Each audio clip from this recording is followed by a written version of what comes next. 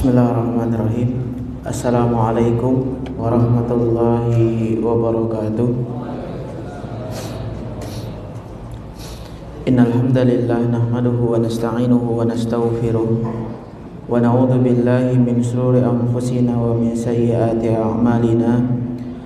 May yahdihillahu fala mudilla lahu wa may yudlil fala hadiyalah. Asyhadu an la ilaha illallah wahdahu la syarika lah wa asyhadu anna Muhammadan abduhu wa rasuluh arsalahu bil huda wa dinil haq liyudhhirahu 'ala ad-dini kullih wa kafa billahi shahida. Allahumma salli wa sallim wa barik ala hadan nabiyil amin Muhammadin wa ala alihi wa ashabihi wa man tabi'ahum bi ihsanin ila yaumil qiyamah. Wa qala Allah ta'ala fil Qur'anil Karim, a'udzu billahi minasy syaithanir rajim, ya ayyuhalladzina amanu taqullaha wa qulu qawlan sadida yuslih lakum a'malakum wa yaghfir lakum dhunubakum wa may yuti'illaha wa rasulahu faqad faza fawzan 'azima. Wa qala an-nabiy sallallahu alaihi wasallam, ittaqillaha haitsu ma kunt wa atbi sayyi'atal hasanata tamhuha wa khaliqin nasa bi khulqin hasanin. Wa qala aidan fa innal asdaqal hadithi kitabullah wa khairal huda huda Muhammadin sallallahu alaihi wasallam wa syarrul umuri muhdatsatuha wa kullu muhdatsatin bid'ah wa kullu bid'atin dhalalah wa kullu dhalalatin finnar, amma ba'd. Ikhwani fillah, Bapak Ibu jamaah salat maghrib Masjid Al-Muhajirin rahimani wa rahimakumullah. Senantiasa kita bersyukur kepada Allah Subhanahu wa taala yang senantiasa memberikan kepada kita kenikmatan, nikmat yang kita rasakan, bahkan mungkin banyak kenikmatan tersebut yang tidak kita rasakan. Maka baik nikmat yang kita rasakan ataupun tidak kita rasakan, maka sepatutnya dan seharusnya kita sebagai orang yang beriman, ketika Allah berikan kenikmatan kepada kita, maka ketika itu pula bertambah ketaatan kita kepada Allah Subhanahu wa taala. Ketika ketaatan kita bertambah, artinya ketika itu amal saleh yang kita lakukan itu pun semakin bertambah. Amal saleh yang kita lakukan itu pun ketika itu semakin banyak. Maka takaran keimanan itu yang disebutkan oleh Nabi Shallallahu Alaihi Wasallam, al-imanu yazidu wa yanqus. Iman itu ada kalanya naik, ada kalanya turun. Maka bagaimana keimanan itu naik? Maka ketika itu dilihat daripada amal solehnya. Maka hari ini kalau kita dalam ibadah kita, yang termasuk dalam amal soleh kita melakukannya dengan ringan, maka ini satu kenikmatan yang harus kita syukuri. Artinya ketika itu ada peningkatan keimanan. Tapi manakala ketika iman kita turun, katakanlah ketika itu kita dalam keadaan futur, maka ada seseorang itu ada kalanya futur iman. Kenapa? Karena mungkin dalam kesehariannya, mohon maaf, diliputi dalam kemaksiatan. Maka bisa jadi ini yang melemahkan keimanan. Maka bisa jadi ini yang menyebabkan kita sulit dalam beribadah, beramal soleh. Maka kalau amal ibadah kita menaik, amal ibadah kita tambah, berarti keimanan kita juga bertambah. Iman yang bertambah ini adalah indikator ataupun barometer ukuran. Ketika itu pula seseorang hamba mendapatkan ketakwaan kepada Allah Subhanahu wa taala. Puncak dari keimanan adalah ketakwaan. Allah katakan di dalam Al-Qur'an bahwasannya ketika itu ketakwaan ini adalah bekal, adalah sangu. Ya, ujar orang Banjar itu sangu. Maka tidak ada bekal terbaik yang kita bawa ke hadapan Allah Subhanahu wa taala, yakni hanya ketakwaan kita kepada Allah Subhanahu wa taala. Maka mari kita senantiasa bermuhasabah, senantiasa untuk memacu diri pribadi kita untuk hari-hari kita diselimuti dengan amal soleh. Bukti keimanan kita, bukti ketaatan kita, bukti kesyukuran kita kepada Allah Subhanahu wa taala. Ikhwani fillah, jamaah sekalian rahimani wa rahimakumullah. Malam hari ini insyaallah kita akan membahas tema terkait tafsir, ya. Tafsir di dalam Al-Qur'an surah Asy-Syu'ara, surah ke-26. Jadi surah Asy-Syu'ara surah ke-26. Beda dengan surah Asy-Syura, karena di dalam Al-Qur'an itu ada beberapa nama surah yang hampir mirip. Yang pertama surah Asy-Syura dan Asy-Syu'ara. Surah Asy-Syura itu ada di surah ke-42, sedangkan Asy-Syu'ara itu ada di surah ke-26, ya. 42 dan 26. Ada lagi surah Shaf dan surah As-Saffat, ya. Surah Shaf dan surah As-Saffat ini juga berbeda. Nah, hari ini kita akan membahas daripada surah Asy-Syu'ara, ya, surah ke-26 yang artinya para penyair. Ini Allah jadikan satu nama surah karena nanti kalau kita lihat di antara kebiasaan-kebiasaan ataupun kemahiran daripada orang-orang Arab, ya, baik yang ketika itu mereka tergolong jahiliyah, karena jahiliyah ini ternyata bukan hanya pra-Islam, tapi nanti ditemukan kalau dalam sirah nabawiyah mereka itu adalah orang-orang yang juga disebarkan agama Islam tapi mereka menolak. Nah, kemahiran mereka salah satunya penyair. Maka ketika ayat Al-Qur'an diturunkan, satu ketika Nabi Shallallahu Alaihi Wasallam menyampaikan satu surah tentang Al-Fil, ya. Alam tara kaifa fa'ala rabbuka bi ashabil fil. Maka ketika itu mereka ingin mencoba menandingi. Ketika mereka ingin mencoba menandingi ini, ternyata tidak bisa pula mengalahkan bagaimana balaghahnya, bagaimana indahnya tata bahasa yang Allah turunkan. Sehebat-hebatnya ahli balaghah. Ahli balaghah itu ahli bahasa. Dalam bahasa Arab itu tidak akan bisa mengalahkan indahnya bahasa Al-Qur'an. Maka muncul surah Al-Fil versi mereka, tapi yang mereka jelaskan itu justru definisi, ya. Kalau bahasa ulun kada hafal bahasa Arabnya, tapi ketika itu kalau diterjemahkan bahwasannya gajah itu belalainya panjang, gajah itu memiliki gading dan sebagainya. Nah, ini yang disebutkan Asy-Syu'ara tadi, para penyair. Maka ini pula yang ketika itu, ya, orang-orang Arab itu punya kebiasaan, ya. Hari ini kita berada di Yaumul Jum'ah.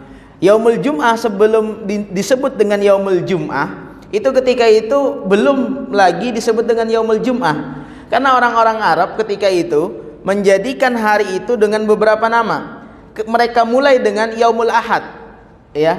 Tapi kita ini, ya, yang mayoritas kita, bahkan kebanyakan kita ini menyebutnya hari Minggu, padahal Yaumul Ahad itu ini yang harus kita biasakan, Yaumul Ahad, maka dikenal Yaumul Ahad, hari Ahad.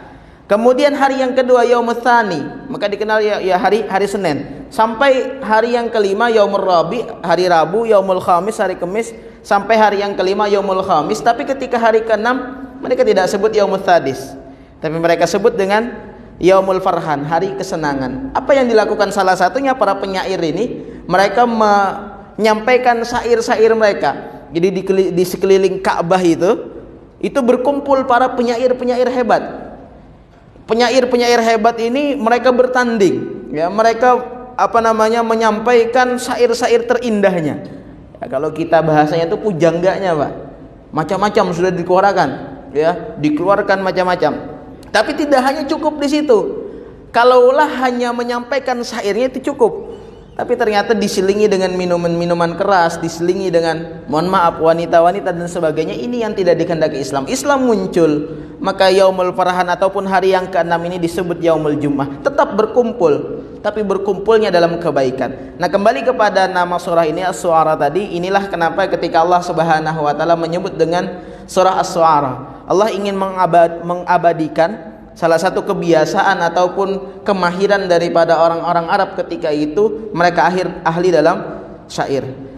Ulun ingin mengambil dari ayat 83 sampai ayat 89, yang mana sebenarnya ini berbicara dengan terkait Nabiullah Ibrahim alaihissalam, karena ini terkait nantinya salah satu tokoh dalam pelaksanaan udhiyah kita, kurban kita. Biasa kita kalau mendengar udhiyah ini pasti identik dengan cerita Ibrahim dan Ismail yang ketika itu diperintahkan untuk mengorbankan Ismail melalui mimpi, maka Ibrahim dan Ismail taat, ya. Dan tentu dengan fikih-fikihnya sudah disampaikan. Ya, kalau fikihnya mungkin ulun ulang lagi di beberapa masjid ulun sudah sampaikan. Supaya kada terulang lagi, maka ulun ingin mengambil ibrah tafsir dari Quran surah As-Su'ara surah ke-26 ini ayat 83 sampai 89. Ulun bacakan terlebih dahulu. A'udzubillahi minasyaitonir rajim. Rabbi habli hukman wa alhiqni bis salihin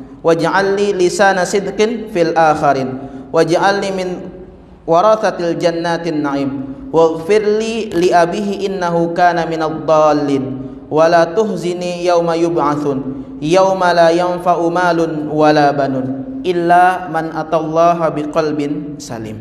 Nah, mudah-mudahan kita bisa menghabiskan, syukur-syukur nanti sampai ayat 89, dari ayat 83 sampai 89. Yang pertama, ketika itu Allah Subhanahu wa taala berfirman, Rabbi habli hukman wa alhiqni bis salihin.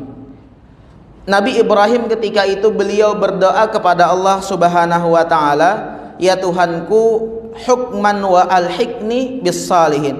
Ya Allah, berikanlah kepadaku hikmah dan masukkanlah aku di dalam golongan orang-orang yang soleh. Dalam tafsir As-Sa'di, beliau menyampaikan yang dimaksud dengan hukmah ataupun hikmah ini adalah risalah kenabian. Ulun mengambil satu patokan referensi kitab besarnya pada Imam Ibnu Katsir, tapi juga melihat pada tafsir-tafsir yang lain, tapi mungkin kebanyakan nanti kita ambil pada tafsir Al-Imam Ibnu Katsir. Apa yang dijelaskan? Bahwasannya menurut Imam Ibnu Abbas, ini doa yang disampaikan oleh Nabiullah Ibrahim, bahwasannya ketika itu beliau ingin senantiasa pertama hukman, diberikan hikmah. Hikmah di sini menurut Al-Imam Ibnu Abbas huwa al-ilmu. Dia adalah ilmu. Artinya apa? Seorang Nabiullah Ibrahim alaihissalam, beliau tidak henti-hentinya meminta kepada Allah Subhanahu wa taala untuk dipahamkan, untuk senantiasa diberikan hikmah. Maka kalaulah kita hari ini berbicara tentang ilmu, berbicara tentang menuntut ilmu, ketika itu ada semangat mungkin, oh nuntut ilmu ini sudah habis nih usianya, ya.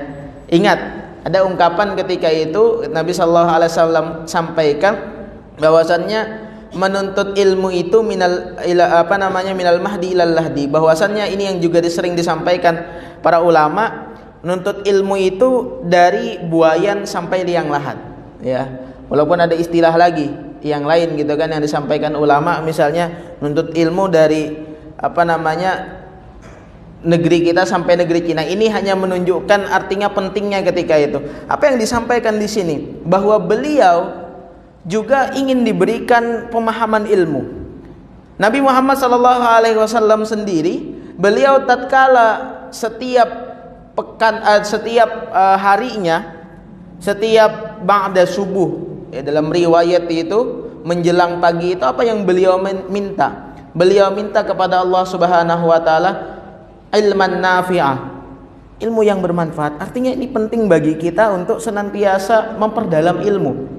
Karena ilmu ini baik yang sifatnya formal, artinya pian ini sudah tuntung lah, ada yang dahulu macam-macam sudah sekolahnya, tapi juga yang terpenting bagi kita ternyata nuntut ilmu agama ini tidak akan pernah habisnya. Ulun sampaikan misalnya dalam beberapa pengajian, ketika Nabi Shallallahu Alaihi Wasallam menyampaikan hadisnya, ketika itu apa yang Nabi Shallallahu Alaihi Wasallam sampaikan, awwalu ma yuhasabu bihi abdun yaumal qiyamati as-salah. Yang pertama kali akan dihisab, yang pertama kali akan dihitung oleh Allah Subhanahu wa taala kelak yaumul qiyamah as-salah, salat. Fa in saluhat, kalau salat kita itu bagus, salat a'malu kullu, maka baik seluruh amalnya. Tapi sebaliknya, wa in fasadat, apabila amal kita rusak, salat kita rusak seluruh amal. Artinya apa? Tidak cukup mungkin kalau kita sudah belajar salat itu sudah aja, ya. Pokoknya kami Bahari sudah belajar, ya. Pian aja kira-kira Ustadz kira-kira belum lahir sudah belajar ya, karena ta'annum belum kira-kira. Kami sudah belajar. Maka penting untuk senantiasa islahus shalah. Kenapa Nabi sampaikan bagaimana salat yang bagus ini, bagaimana ketika itu salat yang diterima? Maka ada syaratnya. Apa yang disampaikan Nabi? Shallu kama ra'aitumuni usolli. Salatlah kalian sebagaimana melihat aku salat. Maka senantiasa kita perbaiki rukunnya. Kalaulah mungkin masih ada yang belum kita pahami, maka kita perdalam ya. Kita tanyakan bagaimana takbiratul ihram yang disampaikan Nabi, bagaimana iftiras tawarruk Nabi sallallahu alaihi wasallam. Ini penting. Supaya apa? Memang nanti dalam persoalan salat ya, persoalan ibadah ataupun secara umum persoalan fikih terjadi ikhtilaf. Tapi paling tidak jangan sampai dalam setiap amal kita, mobil khusus misalnya dalam sholat kita tidak memiliki dasar. Apa yang menjadi dasar kita dalam ibadah? Apa yang menjadi landasan kita dalam beribadah? Jangan seperti orang yang taklid bukta. Jangan seperti orang yang ketika itu hanya merasa aman dalam sholatnya. Bayangkan ketika Allah Subhanahu wa ta'ala sampaikan dalam Quran surah Al-Maun, apa yang Allah sampaikan? Bahwasannya ketika itu alladzina hum an sholatihim sahun. Bahwasannya celaka bagi orang yang salat ya, alladzina hum an salatihim sahun, orang yang ketika itu lalai dengan salatnya. Lalai di sini maksudnya bukan hanya ketika itu menunda-nunda, tapi juga dia lalai bagaimana islahus shalah, bagaimana ketika itu menjaga rukun, menjaga syarat, menjaga apapun yang ada dalam salat. Ini baru salat, belum lagi dalam ibadah-ibadah yang lain, puasa kita dan sebagainya. Sudahkah ketika itu kita jaga? Maka ini yang diajarkan oleh para nabi dan rasul. Nabiullah Ibrahim alaihissalam, beliau berusaha bagaimana meminta kepada Allah hukman, diberikan hikmah, diberikan keilmuan, sehingga beliau mudah ketika itu termasuk dalam golongan minas salihin. Maka yang kedua yang beliau sampaikan kepada Allah Subhanahu wa ta'ala, bahwasannya ketika itu beliau minta kepada Allah untuk senantiasa berkumpul dengan orang-orang yang saleh. Apa yang disampaikan oleh Nabi sallallahu alaihi wasallam, ketika seseorang itu berkumpul dengan orang-orang yang saleh, maka ketika itu pula bertambah keimanan. Pian hari ini berkumpul di masjid ini dalam suasana talabul ilmi, maka iman itu naik, yazid. Ya, yang ulun katakan tadi, iman naik. Tapi kalaulah misalnya, mohon maaf, kita berkumpul di tempat-tempat yang mungkin ya tempatnya tidak masalah, tapi dalam tempat tadi mungkin ada ghibah dan sebagainya, ini yang menurunkan keimanan. Makanya kita senantiasa berdoa dikumpulkan dalam orang-orang yang saleh, dikumpulkan ketika itu dalam orang-orang yang senantiasa mengingatkan kepada Allah Subhanahu wa ta'ala. Dalam riwayat Nabi sallallahu alaihi wasallam, beliau juga memohon. Jadi ada doa yang Nabi sallallahu alaihi wasallam sampaikan, Allahumma rafiqil a'la, qalaha thalathah. Ya Allah, masukkanlah aku ke dalam rafiqul a'la. Ma makna rafiqul a'la? Rafiqul a'la yang disebutkan para ulama adalah ketika itu golongan orang-orang yang saleh. Ya, rafiqul a'la. Maka a'la ini artinya tinggi. Ya, tinggi di sini dimaknakan kepada orang-orang yang saleh. Bagaimana ketika itu penting. Nabi katakan ketika itu orang yang berkumpul dengan penjual minyak wangi itu baunya itu ketularan. Kita berkawan dengan orang yang menjual minyak harum, insya Allah baunya itu ketularan. Paling kadang suatu waktu kita dibarinya minyak harum ya, entah dibari sebotol atau seculit aja ya, purut juga kawan ini bari seculit ya, padahal berjual minyak harum, tapi paling kadang kita dapat baunya itu. Tapi apa yang selanjutnya kalau kita berteman, nah ini dalam riwayat itu, kalau kita berteman dengan ahli besi, ahli las, ini lain berarti ulun melarang pian bakawan lawan tukang las, kada, ini ibarat saja. Pasti ketika itu kita akan mendapatkan mungkin percikan apinya, mungkin